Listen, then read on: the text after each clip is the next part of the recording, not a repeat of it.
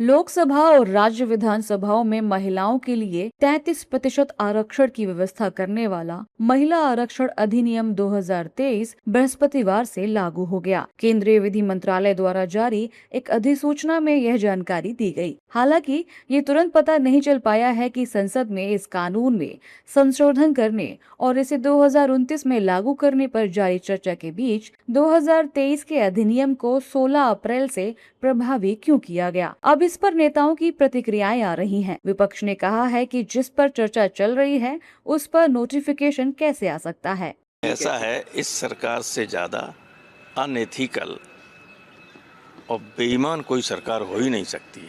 जिस पर चर्चा चल रही हो उस दौरान आप नोटिफिकेशन करें। दुनिया में कहीं ऐसा नहीं हुआ कभी भी, और सो भी democratic country. We are ashamed of it. See, we are in favor of the Women's Reservation Bill. The Indian National Congress has unanimously supported the bill in 2023, and the process started during the time of Sri Rajiv Gandhi. Dr. Manmohan Singh's government passed the law in the Rajya Sabha also. But unfortunately, the present day politics, the bill which is coupled with the delimitation process or delimitation drama, is not appreciated. The delimitation process would hamper the interest of our cooperative federalist structure, which we cannot accept. That is the sole reason we are opposing this, and we have clearly mentioned about that. The opposition parties have clearly mentioned the stance on the Women's Reservation Bill and the delimitation process. Both are different. जबकि BJP नेताओं का कहना है कि ये bill देश हित में पास हुआ है और इससे देश का विकास होगा। जो 40 साल से पूरा नहीं हो पाया वो एनडीए की सरकार नरेंद्र मोदी जी के नेतृत्व में कर रही है, लेकिन विपक्ष के कुछ दल पतली गली से निकलने का रास्ता ढूंढ रहे हैं। सामने से तो कहते महिला आरक्षण चाहिए, लेकिन लागू करने के लिए समर्थन नहीं करते हैं। आखिर ऐसा क्या डर है जो विपक्ष को सता रहा है? ऐसी कौन सी मजबूरी है कि महिलाओं को वो आरक्षण नहीं देना चाहते? हम आज भी तैयार हैं, कल भी तैयार रहेंगे, और हम चाहते हैं कि देश की आधी आबादी को उनका हक मिले और अब सही समय हक दिलाने। हालांकि अधिनियम लागू हो चुका है, लेकिन मौजूदा सदन में आरक्षण को क्रियान्वित नहीं किया जा सकता। इसे अगली जनगणना के आधार पर परिसीमन प्रक्रिया पूरी होने के बाद ही क्रियान्वित किया जा सकता है। लोकसभा में वर्तमान में जिन 3 विधेयकों पर चर्चा हो रही है उन्हें सरकार द्वारा इसलिए लाया गया ताकि 2029 में महिला आरक्षण लागू किया जा सके। आप क्या चाहते जाके मदद करते हैं? 3 भाषा के फॉर्मूले को लेकर एक बार फिर से केंद्र और तमिलनाडु के बीच गतिरोध सामने आया है। तमिलनाडु के मुख्यमंत्री स्टालिन ने इसे केंद्र द्वारा हिंदी थोपने का प्रयास और घोर पाखंड करार दिया है, जबकि केंद्रीय मंत्री धर्मेंद्र प्रधान ने इसे राजनीतिक विफलता छिपाने का घिसा पिटा प्रयास बताते हुए खारिज किया है। तमिलनाडु के मुख्यमंत्री के स्टालिन ने सोशल मीडिया प्लेटफॉर्म एक्स पर केंद्र पर जमकर हमला बोला और उन्होंने कहा कि ये शिक्षा सुधार नहीं बल्कि एक चालाक तरीके से हिंदी को पूरे देश में फैलाने की कोशिश है। ये नियम एक तरफा क्यों है? दक्षिण के बच्चों को हिंदी सीखनी है, लेकिन क्या हिंदी बोलने वाले राज्यों में तमिल या तेलुगु पढ़ाई जाती है? जवाब है नहीं। बिना पैसे और बिना तैयार टीचरों के ये नीति जबरदस्ती थोपी जा रही है। हालांकि केंद्रीय शिक्षा मंत्री धर्मेंद्र प्रधान ने स्टालिन के ट्वीट को रीपोस्ट करके जवाब दिया है। उन्होंने साफ कर दिया है कि नई शिक्षा नीति 2020 के अंतर्गत 3 भाषा फॉर्मूले पर सीएम सियासत कर रहे हैं। धर्मेंद्र प्रधान ने कहा है कि एनईपी तो हर बच्चे को उसकी अपनी मातृभाषा में पढ़ने का मौका देती है। ये नीति सभी भारतीय भाषाओं को बराबर सम्मान देती है। प्रधानमंत्री नरेंद्र मोदी के राज में तमिल भाषा को राष्ट्रीय स्तर पर खूब सम्मान मिला है। काशी तमिल संगमम जैसे आयोजन इसका सबूत है। असली रुकावट तो डीएमके सरकार खुद है। तमिलनाडु ने अच्छे स्कूल बनाने के लिए एक समझौते पर साइन करने का वादा किया था और फिर वहां की सरकार मुकर गई। त्रिभाषा विवाद अब सियासी अखाड़े के बीच आ चुका है। सत्ता पक्ष के नेताओं ने सीएम स्टालिन के आरोपों को पूरी तरह से खारिज कर दिया है। सत्ता पक्ष के नेताओं का कहना है कि हिंदी पूरे देश की मातृभाषा है और उस पर किसी को ऐतराज नहीं होना चाहिए। देखिए, स्टालिन चुनाव को देखकर हमेशा इसी तरह की बात करते। कहाँ हमने हिंदी थोपने की कोशिश की? हम लोगों ने तो एक दो भाषाओं के साथ जो क्षेत्रीय भाषाएं हैं उनको प्रोत्साहन दिया है साहब। अब आप पहले कभी आप सोच सकते थे नई नेशनल एजुकेशन पॉलिसी में लोग साइंस के साथ अब हिस्ट्री को भी ले सकते, ज्योग्राफी को भी ले सकते, और सबसे महत्वपूर्ण था नेशनल एजुकेशन पॉलिसी में कि जो हम स्थानीय भाषाएं हैं, उस क्षेत्र की भाषाएं हैं, उनको प्रमोट कर रहे हैं।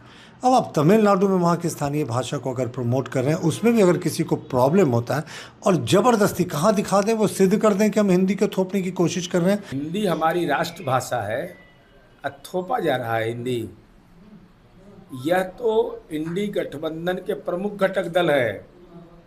माननीय धर्मेंद्र प्रधान जी तो शिक्षा मंत्री और मानव संसाधन की जिम्मेवारी होने के नाते अपना बयान दे रहे हैं।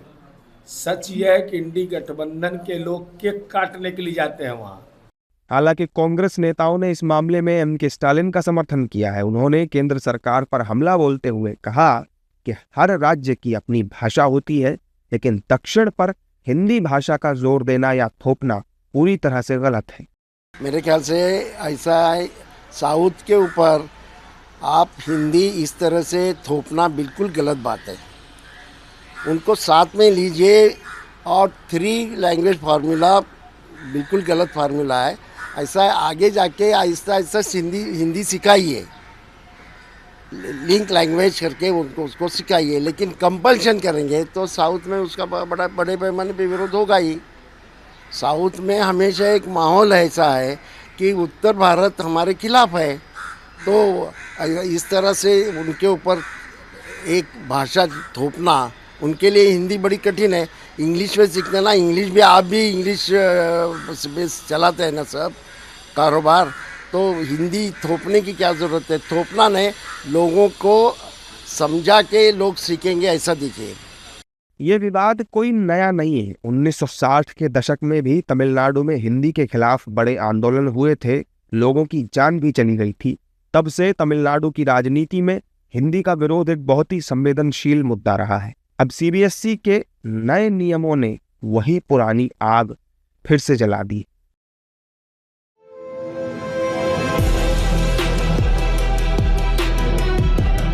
आईपीएल 2026 में एक हार और एक जीत का सामना करने के बाद सनराइजर्स हैदराबाद अपना तीसरा मुकाबला लखनऊ सुपर जायंट्स के खिलाफ खेलने उतरी। राजीव गांधी इंटरनेशनल स्टेडियम में टॉस हारने के बाद एसआरएच पहले बल्लेबाजी करने मैदान पर उतरी, जहां पर टीम की शुरुआत बेहद निराशाजनक रही। टीम के शुरुआती 4 बल्लेबाज महज 26 के स्कोर पर ही पवेलियन लौट गए। मोहम्मद शमी ने अभिषेक शर्मा को 0 और ट्रेविस हेड को 7 रनों के निजी स्कोर पर चलता किया, तो ईशान किशन प्रिंस यादव का शिकार बने। दिग्वेश राठी ने लियाम लिविंगस्टोन को वापसी का रास्ता दिखाया। हालांकि इसके बाद नीतीश कुमार रेड्डी और एनरिक क्लासन ने पारी को संभाला और दोनों के बीच 63 गेंदों में 116 रनों की जबरदस्त पार्टनरशिप हुई। दोनों ही खिलाड़ियों ने शानदार हाफ सेंचुरी लगाई। नीतीश कुमार रेड्डी ने 3 चौकों और 5 छक्कों की मदद से 33 गेंदों में 56 रन बनाए, तो एनरिक क्लासन ने 41 गेंदों में 62 रनों की पारी खेली। इस दौरान उनके बल्ले से 5 चौके और 2 छक्के निकले। हालांकि इसके बाद सनराइजर्स हैदराबाद का कोई भी खिलाड़ी बल्ले से कुछ खास कमाल नहीं दिखा सका, जिसके चलते एसआरएच ने 20 ओवर्स में 9 विकेट्स के नुकसान पर 156 रन बनाए। विरोधी टीम लखनऊ सुपर जायंट्स के सभी गेंदबाजों को विकेट मिला। मोहम्मद शमी, प्रिंस यादव और आवेश खान ने 2-2 विकेट निकाले, तो दिग्वेश राठी और एम सिद्धार्थ को 1-1 विकेट मिला। अब लखनऊ सुपर जायंट्स को सीजन में अपनी पहली जीत के लिए 157 रन बनाने हैं। महिला आरक्षण बिल को लेकर देश की राजनीति में एक बार फिर बहस तेज हो गई है। दरअसल केंद्र सरकार 16, 17 और 18 अप्रैल को संसद का 3 दिन का विशेष सत्र बुला रही है। इस सत्र में नारी शक्ति वंदन अधिनियम 2023 यानी महिला आरक्षण कानून में संशोधन करने की पूरी तैयारी है। स्पीकर के मुताबिक सत्र के दौरान प्रश्नकाल या शून्यकाल जैसी चीजें नहीं होंगी, केवल सरकारी काम होंगे। इस बिल को लेकर राजनीति भी हो रही है। विपक्ष इस सत्र का विरोध कर रहा है, वहीं बीजेपी इस बिल को देश के लिए जरूरी बता रही है। जब तक महिलाओं को हम मुख्य धारा में न लाएं, हर संभव प्रयास करना है, चाहे वो उज्ज्वला योजना हो, चाहे वो लाडली लक्ष्मी योजना हो, चाहे वो लाडली बहना योजना हो, चाहे वो लखपति दीदी योजना हो, चाहे नैमो ड्रोन दीदी योजना हो, चाहे स्वयं सहायता संस्थाओं की योजना हो, चाहे महिला आरक्षण बिल की बात हो, हर एक तरीके से चारों तरफ से हमें महिलाओं को प्रोत्साहित करना है ताकि वो राष्ट्र विकास और राष्ट्र प्रगति में अपना योगदान दे पाएं। ये एक ऐतिहासिक निर्णय और एक कायाकल्प में शब्द का इस्तेमाल कर रहा हूँ, भारत के लिए होगा प्रधानमंत्री नरेंद्र मोदी जी के नेतृत्व में। Now the Congress party very clearly needs to answer. Is it opposed to the entry of youth in politics where a large number of people will be able to contest Lok Sabha elections for the first time? Or is it opposed to the entry of women in politics, because obviously this historic bill will enable 1/3 of the total number of Lok Sabha seats to be reserved for women by rotation for a period of 15 years each.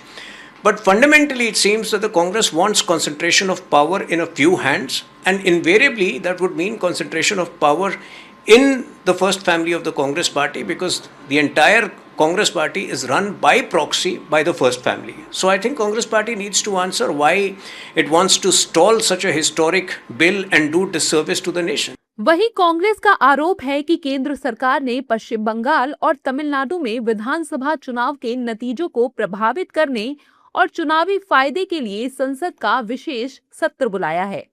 Congress इसे चुनाव आचार संहिता का उल्लंघन करार दे रही है। 5 state का चुनाव चल रहा है, एमपीज नेता चुनाव में बिजी है, आरक्षण 2029 में करना है। ऐसे वक्त में जब इलेक्शन हो रहा है, ये 2 दिन और 3 दिन का सेशन बुलाने की क्या जरूरत थी? सेशन तो अभी खत्म हुआ है, उसे एक्सटेंड कर देते, अगले सेशन में कर देते। और दूसरी बड़ी बात, जो खबरें हैं, आप लोकसभा की सीटें बढ़ा के 850 सीटें कर रहे हैं। 850 सीटें अगर आप करते हैं लोकसभा के अंदर, क्या हाउस ठीक तरह चला पाएंगे? क्या एमपीज को बोलने का समय मिल पाएगा? 12 घंटे से ज्यादा नहीं होते, सेशन के दिन भी आपने घटा दिए। मुझे तो लगता है कि नियत बीजेपी की जरूर इलेक्शन की ही है, क्योंकि हर बार हमने देखा है, और जिस तरह से महिलाओं की वोटिंग परसेंटेज बढ़ा है, तो या तो महिलाओं के खातों में इलेक्शन के मुंह पर पैसा डाल दिया जाए, या फिर महिलाओं को किस तरह खुश किया जाए ताकि वो आकर इलेक्शन में वोट करें। लेकिन नियत अगर बहुत साफ है और जो होनी चाहिए, ये हमारा डिमांड है, क्योंकि मैं भी एक महिला हूँ और ये दर्द मैं रखती हूँ कि महिलाओं की आवाज़ संसद में आनी चाहिए। आएंगी तो हमारी गवर्नेंस बहुत बेहतर होगी। जैसे परिवार में पुरुष महिला दोनों परिवार चलाने के लिए आवश्यक होते हैं, देश चलाने के लिए भी महिला पुरुष दोनों का दृष्टिकोण बहुत जरूरी है। दरअसल केंद्र सरकार ने 2023 में संसद का विशेष सत्र बुलाकर महिला आरक्षण कानून पास कराया था, जिसे आधिकारिक तौर पर नारी शक्ति वंदन अधिनियम कहा जाता है। और अब 16 अप्रैल से शुरू होने जा रहे सत्र में इसी अधिनियम में संशोधन के लिए 2 विधेयक लाए जाने वाले हैं। वो विधेयक क्या हैं, ये स्पष्ट तौर पर 16 से 18 अप्रैल को पता चल ही जाएगा।